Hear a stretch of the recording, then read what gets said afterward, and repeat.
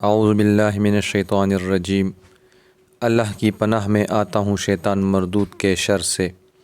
بسم اللہ الرحمن الرحیم۔ شروع اللہ کے نام سے جو بڑا مہربان نہایت رحم والا ہے۔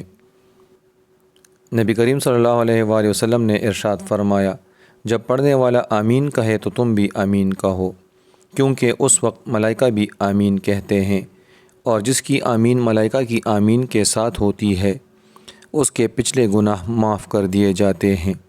صحیح بخاری 6402۔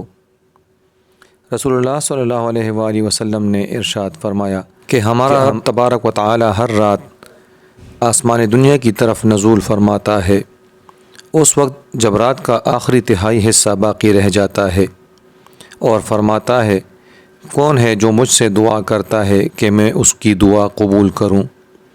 کون ہے جو مجھ سے مانگتا ہے کہ میں اسے دوں؟ کون ہے جو مجھ سے بخشش طلب کرتا ہے کہ میں اس کی بخشش کروں؟ صحیح بخاری 6321۔